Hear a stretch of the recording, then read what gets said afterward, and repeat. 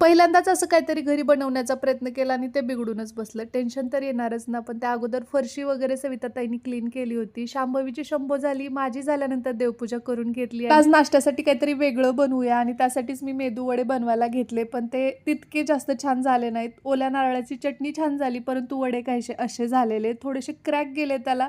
दिसायला तरी काही विशेष दिसत नव्हते, पण टेस्ट वाईज आईने जेव्हा टेस्ट केले तेव्हा म्हटली अप्रतिम भारी झाले. मला असं वाटतं की आईने माझं मन राखण्यासाठी छान झाले म्हणली असेल, म्हणून मी यांना वाढले. यांना पण ते आवडले. रेग्युलरचं जेवण वगैरे जेवून झाल्यानंतर मी त्यांना म्हटले काय चुकलं असेल होते, म्हटले काय नाही, दिसायला कसे का असे ना छान झाले. माझे वडे बिघडले असते तरी श्रीचं चित्र मात्र अप्रतिम भारी आले. तुम्हाला माहित असेल ना की माझं नेमकं काय चुकलं असेल ते वडे बनवताना, तर कमेंटमध्ये नक्की सांगा. तर डिरेक्टली हे ड्युटीवरून आल्यानंतर हा व्लॉग मी सुरू केला, जेव्हा आम्ही मार्केटमध्ये गेलो होतो सुगड आणण्यासाठी, कारण उद्या भोगी आहे, सुगड पूजन केलं जातं. त्यासोबतच 12 मिसळीची भाजी सुद्धा लागते, तिळगुळ लागतं, तर त्या सगळ्या गोष्टींची खरेदी करायची होती. तसं तर नेहमी हे ड्युटीवरून उशिरा येतात म्हणून मला लेट होतो, परंतु आज माझ्या क्लासच्या कामामुळे लेट झाला, कारण येत्या 20 जानेवारीपासून आपले क्लास सुरू होतात. स्क्रीनवर नंबर दिलेला आहे, तुम्हाला जर माहिती हवी असेल तर कॉन्टॅक्ट करा.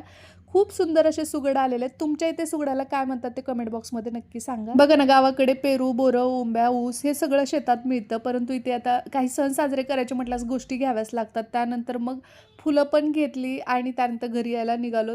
सगळी खरेदी झाली होती आणि सुगड काहीसे मी असे घेतलेत. कसे वाटतायत सांगा. येऊन थोडं फ्रेश झाले तोपर्यंत आई तिच्या कामाला लागली. इथं शांभवी चुरमुरे खात खात आजीला माळवं निवडू लागते. म्हणजेच ही जी तयारी आहे ती उद्या जी काही 12 मिसळीची भाजी असते त्यासाठी आई आता सगळं काही निवडून ठेवते. तुम्ही सुद्धा तयारी केलीच असेल नाही का. चला मग आता पटकन लाईक करा, शेअर करा आणि सबस्क्राईब सुद्धा करा.